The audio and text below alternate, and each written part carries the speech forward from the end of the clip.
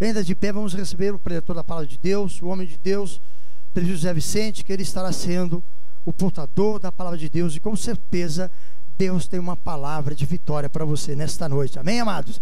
Estenda as suas mãos em direção a Ele agora. Maravilhoso Deus, em nome de Jesus, nós apresentamos o teu servo, que será o profeta de Deus na transmissão da tua palavra, ó Pai.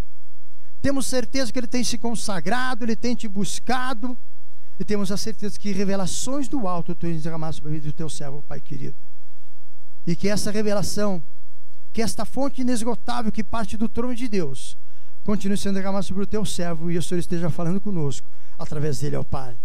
E eu creio, Pai, que enquanto a palavra for ministrada, que o Senhor estará operando salvação, libertação, curas, milagres, maravilhas, transformações de vidas, ó Pai. Porque a tua palavra, quando lançada, ela não volta vazia, e nós queremos, ó Pai, em nome de Jesus. E é por isso que nós te louvamos e agradecemos, ó Deus, em nome de Jesus. Amém. Ainda de pé, recebamos o servo do Senhor. Aleluias. Amém, Jesus. Diga assim: Jesus ressuscitou. Aleluias. Vamos abrir a nossa Bíblia. Lucas capítulo 24. Vou ler um texto bem grande. É para que a palavra de Deus já vai tocando o teu coração, já vai tocando a tua vida, já vai mudando o teu ser nessa noite. Aleluia. Todos acharam? Mateus capítulo 20, Lucas capítulo 24. Lucas capítulo 24. Diz assim: e no primeiro dia da semana, muito de madrugada, foram elas ao sepulcro, levando as especiarias que tinham preparado, e acharam a pedra do sepulcro removida. E entrando, não acharam o corpo do Senhor Jesus. E aconteceu que, estando elas perplexas a esse respeito, eis que pararam junto delas 2 varões com vestes resplandecentes. E estando elas muito atemorizadas, e abaixando o rosto para o chão, eles lhe disseram: por que buscais o vivente entre os mortos? Não está aqui, mas ressuscitou. Lembrai-vos, como falou, estando ainda na Galileia, dizendo: convém que o Filho do Homem seja entregue nas mãos de homens pecadores, e seja crucificado, e ao terceiro dia ressuscite. Lembraram-se das suas palavras, e voltando do sepulcro, anunciaram todas essas coisas aos 11 e a todos os demais. E eram Maria Madalena, e Joana e Maria, mãe de Tiago, e as outras que com elas estavam, as que dizem essas coisas aos apóstolos. E as suas palavras lhes pareciam como desvario, e não creram.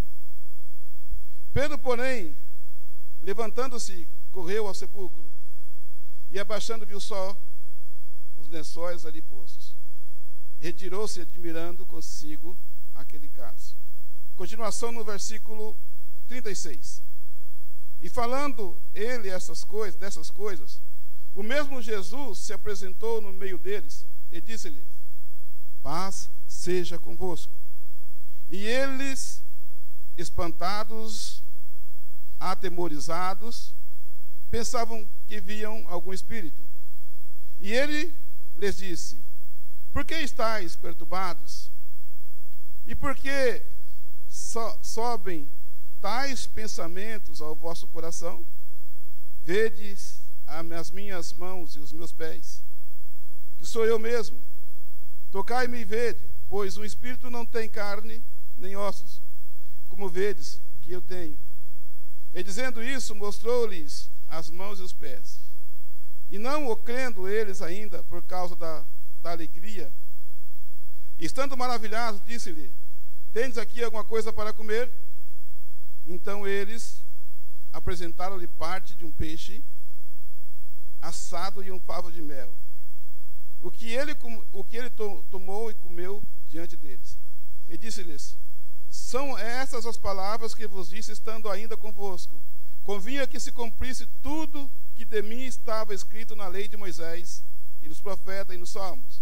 Então abriu-se-lhe o entendimento para que compreendesse, para compreenderes a Escritura.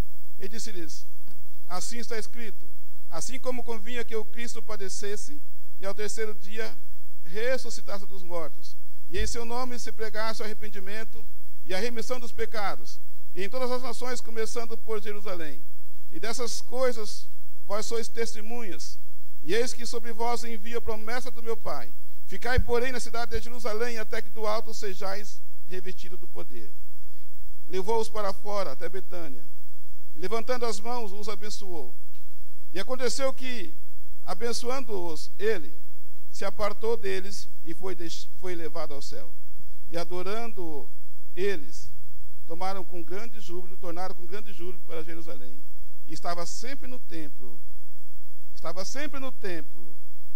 louvando e bendizendo a Deus. Diga amém. Aleluia.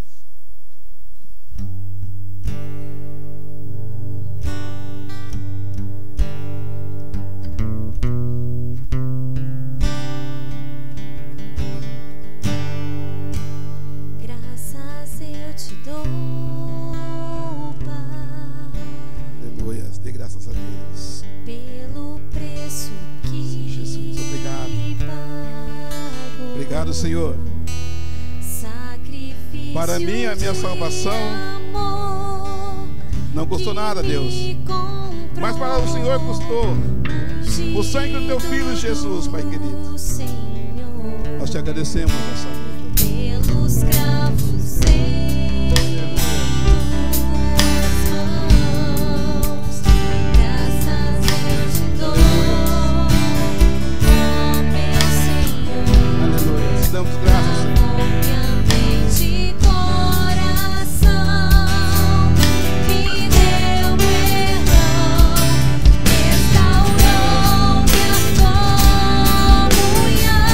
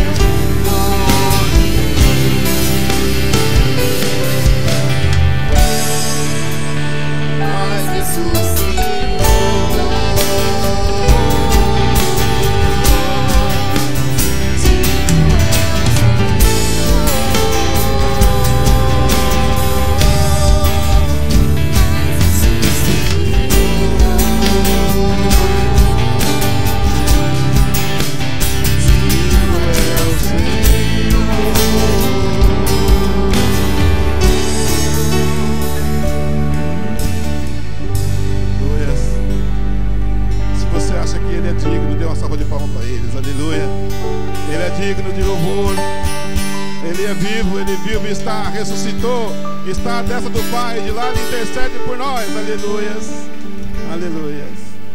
Pode assentar a igreja. Obrigado, Ministério do Louvor. Hoje é o dia de Páscoa, comemoramos a Páscoa, a alegria da ressurreição.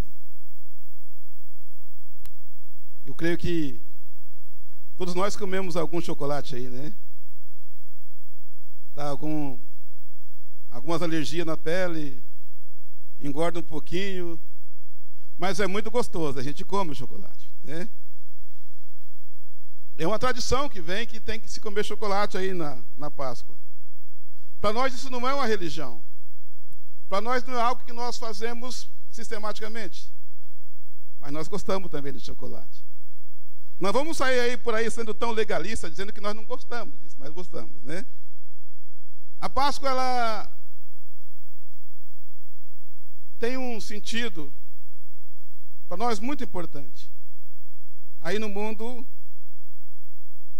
não se comemora como deveria comemorar.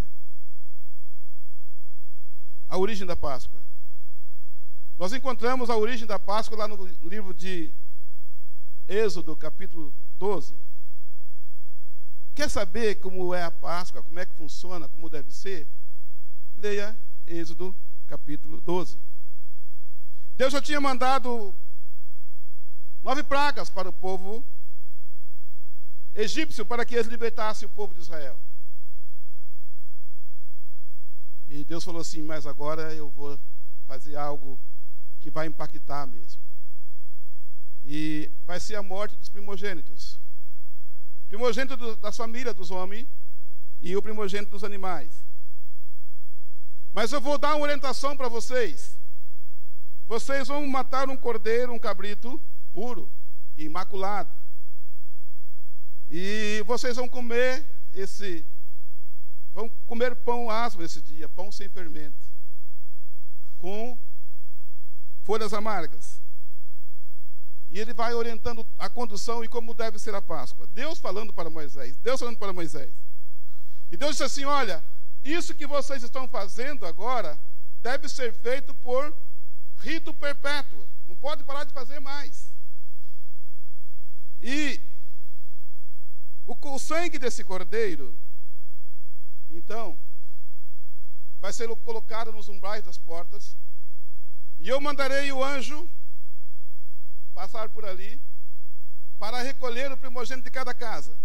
Mas onde tiver o sangue nos umbrais, ali o anjo passará por cima. O anjo da morte passará por cima. Esse então é o significado da Páscoa, passar por cima. O pastor já falou aqui hoje. Passar por cima. Ou seja, o sangue que havia ali era capaz de esconder a família do povo de Israel. O sangue de Jesus que está em mim, está em você, está sobre mim, está sobre você, me esconde, me purifica, me limpa. Então, este é o significado da Páscoa. Mas o que a Páscoa representa?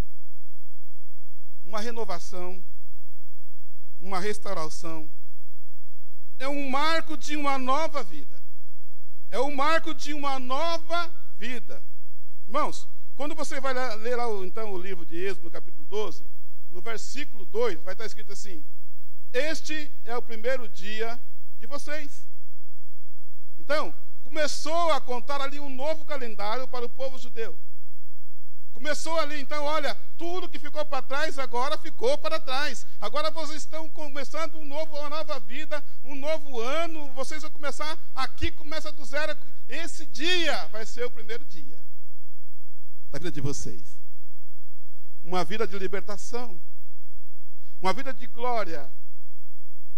Uma nova vida. Então diga para o seu irmão: Páscoa.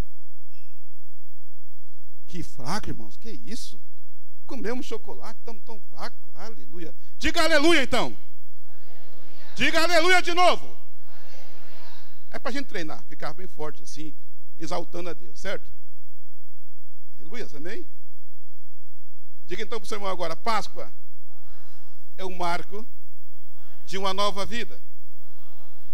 Então, os judeus tiveram ali uma nova vida. Aquilo começava uma nova vida, irmãos, e eles tinham que cumprir aquilo anualmente. E os judeus foram deixando de lado a Páscoa. Eles começaram a adorar outros deuses. E de tempos em tempos, vinha um rei ungido por Deus e restaurava o culto, restaurava a Páscoa. Hoje, para nós, a Páscoa é a Santa Ceia do Senhor. Então, tem crente que não está nem aí com a Santa Ceia. Tanto faz vir como não vir, Santa Ceia é um culto igual. Não, irmão. Jesus está dizendo assim, ó, fazei isso em memória de mim. Jesus está dizendo isso para que nós comemoramos a Páscoa. E aí eu vou corroborar que o pastor disse, Páscoa para nós tem que ser todo dia, aleluia. Páscoa para nós tem que ser todo dia. Não é só hoje, tem que ser todo dia. É certo que hoje tem o clima, tem o espírito, como diz, da Páscoa. Isso é muito importante também, que as pessoas estão mais sensíveis ao Espírito Santo de Deus. Mas para mim e para você, a Páscoa tem que ser todo dia. Então, irmãos, naquele dia, foi o primeiro dia de um novo tempo. Aí quando Jesus vem e vai morrer por mim e por você, aí nós vamos ter um recomeço. É o que nós chamamos de era cristã. 2013 anos do nascimento de Cristo. Começou tudo de novo, começou tudo de novo, começou tudo de novo com Jesus Cristo na minha vida, com Jesus Cristo na tua vida. E Ele é o Cordeiro de Deus que tira o pecado do mundo. Jesus Cristo é o Cordeiro de Deus que tira o pecado do mundo. Então aquelas coisas que haviam no passado, aquele sacrifício que havia no passado, eram sombra de coisas muito mais importantes, muito mais nobres que haveriam de acontecer, que é a vida de Jesus Cristo para mim e para te salvar. Irmão, então João Batista, lá no começo do ministério de Jesus, ele está ali discipulando os seus discípulos, e ele chega e vem Jesus, Ele disse para os discípulos, eis aí o Cordeiro de Deus que tira o pecado do mundo. Eis aí o Cordeiro de Deus que tira o pecado do mundo. Está escrito lá em João 1, capítulo 1. E ele vai dizer isso 2 vezes no mesmo texto. Cordeiro de Deus que tira o pecado do mundo. Diga assim comigo, o sangue de Jesus está sobre a minha vida. Aleluia, graças a Deus. Então hoje é alegria, é motivo de alegria, é motivo de nós estarmos alegres. E existem vários motivos para que nós estejamos alegres hoje, por causa da Páscoa do Senhor. Eu quero citar 3 motivos. Alegria da libertação, alegria da comunhão e alegria da ressurreição. Alegria da nossa ressurreição. Amém? Diga assim para nós já começarmos aprendendo. Diga assim, alegria da libertação, alegria da comunhão e alegria da minha. Se você tem fé, bate no peito e diga, alegria da minha ressurreição. Aleluia. Você está alegre? Dê um sorriso para Jesus aí. Eu acho assim que Jesus era uma pessoa muito alegre, né? Tá certo que um dia que ele ficava bravo, não é mesmo? Sabe quando ele ficava bravo? Quando as pessoas não faziam as coisas certas na igreja, no templo. Começavam a vender pombo no templo, aí Jesus ficou bravo. Não é mesmo? Mas a maior parte do tempo, quando você vê Jesus, ele está alegre. Gostava de uma festa, estava ali sempre numa festa. É alegre. E será que nós passamos essa alegria de Jesus para as pessoas que convivem ao nosso lado?